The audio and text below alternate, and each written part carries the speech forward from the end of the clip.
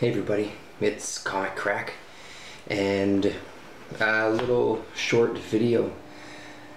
I went to the comic shop today with my son, and I haven't been for a couple of weeks. This past Wednesday especially was a huge week as far as books that were coming out. There was a couple from the week before as well that I had missed. So it's quite a stack. We have upstairs, we also have, just to kind of talk about the ones that aren't right here, Mr. Tom and I picked up the latest Secret Wars. There was a nice variant cover. They have those variant covers with the Marvel heroes that look like they're in blister packs, that they're toys. So this issues was a Daredevil one, so of course we picked that one up. We picked up Doctor Strange #1, which we read tonight. I don't know what to think about it yet. I mean, it's one issue in. One thing that I noticed did kind of bother me about it a little bit was his kind of tone, his kind of demeanor, I guess. I guess I'm used to a Doctor Strange that's fairly serious. And this one seemed, he was a little more kind of comical, I guess. And his kind of ladies man type of attitude, I don't know, there's something off about it I wasn't quite crazy about. When I first looked through the issue, I thought the art was a bit of a mess. After reading it, it's not so bad. I don't mind the art as much. It was very, very dialogue heavy, which is kind of something I've talked about before. As far as some Marvel comics go, they're so dense with dialogue. It didn't blow me away. I mean, I'm trying not to get too... I love Doctor Strange. I love the old Doctor Strange books. Hopefully this will maybe spark. I can read some of the old stuff with Mr. Tom as well, which would be great. I'm trying not to take that a step further with the Doctor Strange movie. If this is the Doctor Strange that they're presenting in the comic book form, what does that say about the movie, how he's going to be represented in the movie? I don't know. Try not to go there. What else did we read tonight? We picked up, we were 2 issues behind on, we're Adventure Time fans. There's a mini-series, Fiona and Cake Card Wars. So we read issue 2 of that. We also picked up issue number 3. I feel like there was a couple other things that we got, but for the life of me I can't remember what they were this week. Hail Hydra #3, which we read the first 2 issues of. I kind of like it. I had read the Rick Remender Captain America series, most of it anyway, so I kind of know a little bit of the backstory that led into this Hail Hydra series.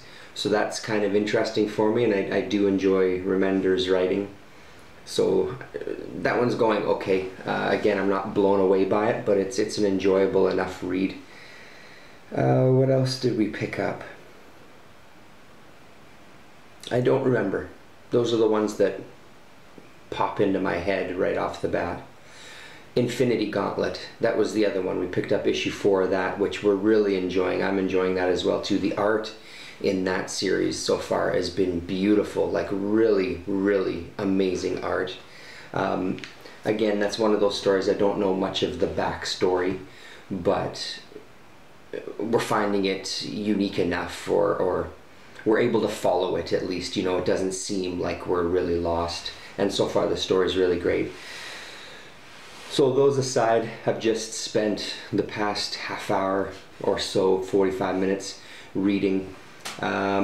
These first 2 that I'm going to show you, I got the other day. I went to a place downtown because I needed to buy a new magazine box and a new comic box for Mr. Tom. And while I was there, I just picked up a couple of comics. I had seen Damien, or no, not Damien, sorry, I'd seen Ghost Critic talk about this issue, and I didn't know that it was back, and it got me really excited. So there was, I think this was the last copy on the shelf.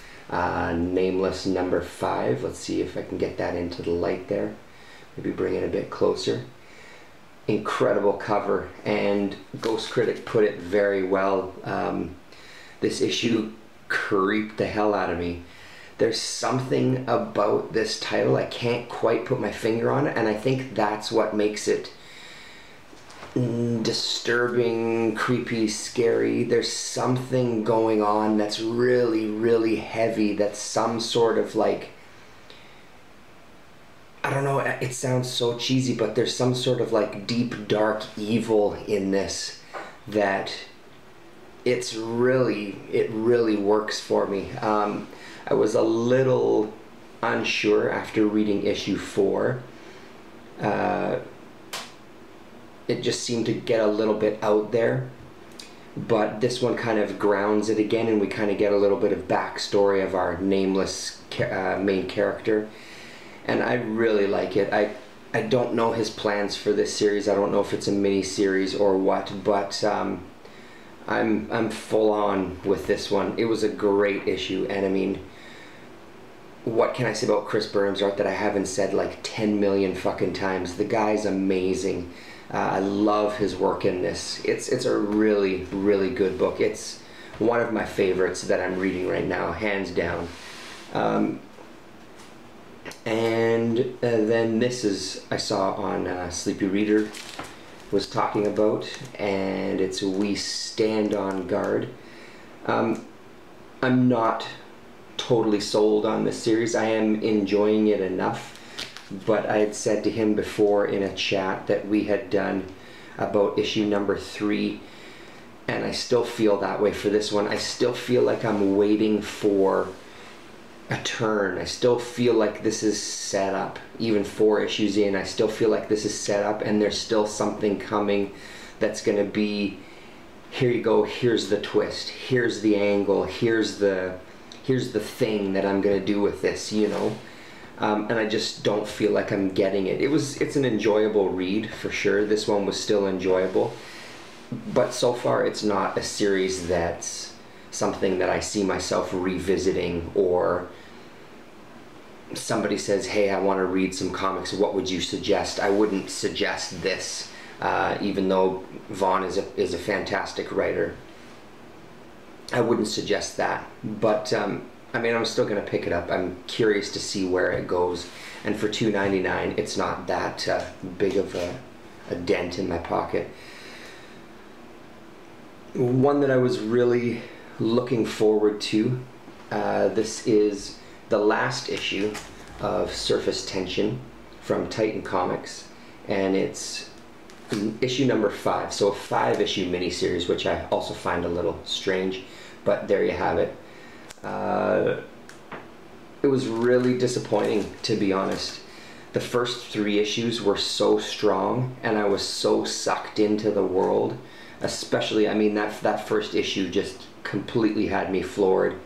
And it continued with issue 2 and 3. Last issue, number 4, I sensed a little bit of, I don't know how this is going to end. There was a couple of things that had happened in it that I wasn't as crazy about. And this one really just took that step into, holy shit, can you be any more preachy? Holy shit, can you be any more cliche? Holy shit, yes, the children are going to inherit the world, and oh my god, give me a break. It was a little much. I powered through it really quickly, because once I started reading the tone, I sort of, like, I read it, but I didn't kind of soak it in like I have the last issues. It was not a strong ending. It's kind of disappointing, because it was such a strong beginning, such a fantastic first 3 issues. Like, I can't stress that enough. So good. And I really, this Jay Gunn, this is his first comic series, so I'm also trying to keep that in mind. I will say that if I see Jay Gunn do another series, I wouldn't hesitate to pick it up. Just this particular ending, I was not a fan of in the least. His art throughout it was still as great as it always has been. I really like his style. I really like his weird melty fish type creatures and things, but there was just too many cliches in this one that didn't work for me as kind of like a quick wrap up. So I don't know the story there, I don't know what the deal is there, but it didn't impress me. Another one I was excited for, even though I had heard maybe not the most positive things, From Under Mountains. Love the cover. It didn't work for me as much. It seemed a little too forced. I really liked the art. The one thing I'm noticing about some of these books that I'm buying that I'll talk about as we kind of go through, there's a certain style that I seem to be drawn to lately, and not only am I drawn to, but there seems to be a lot of it out there. And by no means is this meant as an insult. It's a real kind of, it's just this kind of art style that's really, it's not polished, and I really like that about it. It feels like it's, I don't know, it feels like a bunch of these comics that I'm reading are comics by people that just really want to do art and just really want to do a comic, and that really excites me. That said, not all of it's going to be gold, and this is one that I don't think is gold with this first issue. I'll look into it when the next one comes out. I'll follow it for a little bit, but it wasn't that much of a read. Again, Damien had some really good things to say about it, like in as much as he put it in a better way than I'm putting it, with his kind of dislike for the comic, and I don't disagree with him. On the flip side, 8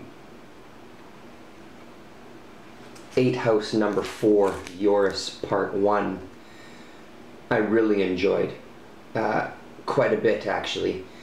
And what made me enjoy it even more was the knowledge at the end of who this creative team is. This Phil Barlow and Helen Mayer have worked on cartoons for the past, what, 20 years? Stuff from like the Godzilla animated series, which I was a huge fan of when that was on TV. I loved that.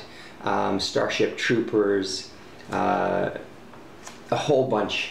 There's some really good back matter in this, with kind of interviews with them and kind of their process, which whatever is a little hokey, but their process of writing and how they created this book and the ideas behind it. And I liked the story quite a bit too. I think it's it'll be a pretty cool little story. I'm really liking this 8 House series. The first 3 issues, or especially the first 2 issues, I think, again, those were the 2 issues that knocked it out of the park for me, but I'm still liking this enough that I'm going to pick up the entire series. I think it's just going to be one of those series that's going to have a shelf life. Like it's gonna be easily reread and revisited. Very impressed with it, and I'm glad that Brandon Graham has some kind of creative control at Image, where he can get friends of his and these other people creating comics, even though they might not all be winners. Like in Island, there's quite a few stories that I'm just not feeling at all. But I'm glad that he's there as that voice. It's nice to get something different and something unique that's not the usual unique voice of Image. This is even outside, I would say, outside of the normal Image voices. One that has blown me away too, just in its pure fun, and again, just obviously by somebody who just loves making art and just has a great time with it. It's not a deep story whatsoever, but each issue is mind-blowingly beautiful. This Space Riders just fucking kills me. This is issue number 4.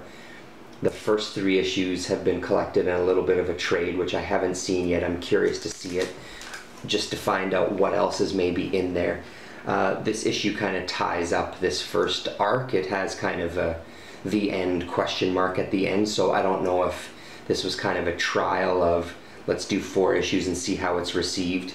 I follow this Zerit guy on Instagram, and even Black Mask Studios, they have some copies of the early issues, but it's one of those that's been reprinted a few times, and it seems to have been in smaller print runs, and it seems to have done very well for them, as much as they're just reprinting stuff, which is always a good sign. If there's enough demand that they have to reprint the first 3 issues, that's a good sign that hopefully we'll get some more. My comic shop now, Galaxy Comics, is now fully stocked of the first 4 issues. When it all got reprinted, they just jumped on it, and so now it's really easy to find here, which is great, because a lot of people should be reading that. It's just a fun book with some really great art, some really killer coloring, just great. I can't say enough about it. So those are all the ones that I've read, and then the rest of these are ones that I haven't dug into yet. And surprisingly enough, this wasn't the first one that I read. You know, like I said, Nameless was the first one that I read. The Humans number 8 series that I'm still really liking, as dirty and filthy and raunchy as it is, I really like it. Again, a group of guys that just really like making comics, and it's just a fun monkey biker tale that just kind of feels a little bit like the old underground comics to me.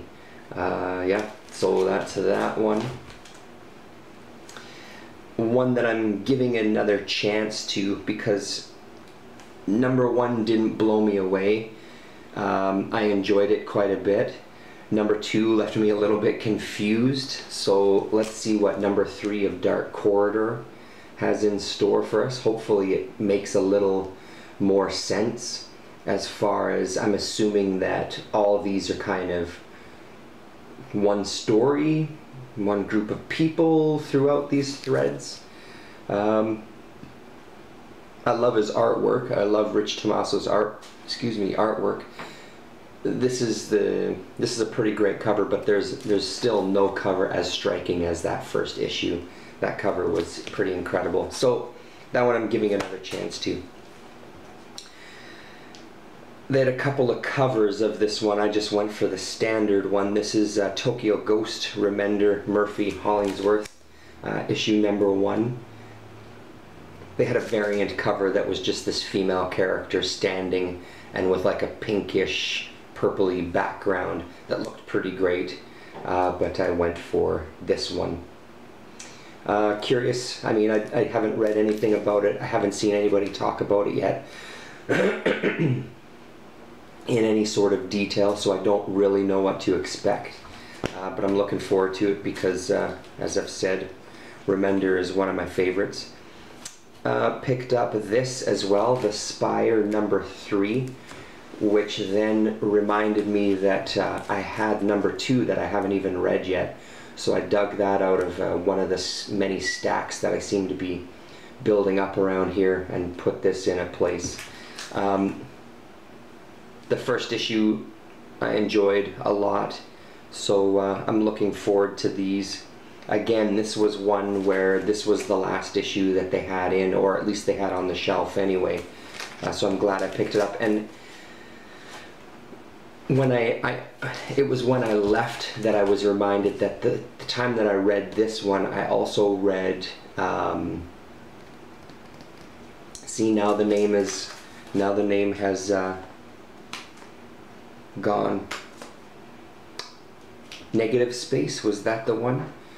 And I realized that number 2 of Negative Space has come out too, and I completely forgot about it when I was at the comic shop, so I'm going to have to hunt that one down, because the week that number 1 of this and Negative Space came out, those were the hits of my week, for sure. Those are the ones that I enjoyed the most.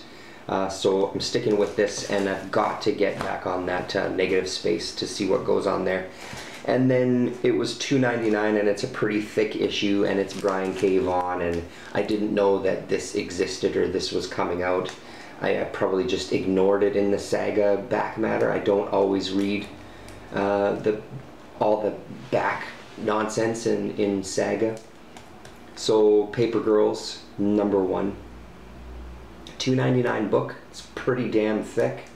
It's a good trend. So we'll see what that's like. Flipped through it, looks great. We'll see. So that's the comics. It's, as I said, a pretty huge week. I've also been kind of reorganizing my collection, and I have been filling in some gaps, speaking of Brandon Graham, in his Prophet series. So I've pulled out all the Prophet that I own, and there's a couple of issues. I think I'm only missing like 3, maybe 4 issues near the end of the run. Or I think what's the end of the run? I don't know because I haven't followed it for so long. Plan to kind of revisit those and read them from the beginning again, because I had started and jumped around and everything. So that's kind of on the pile of to read as well. Still haven't dug into the Dark Horse books, the Dark Horse Presents. I've actually built myself up a fair stack of books to read.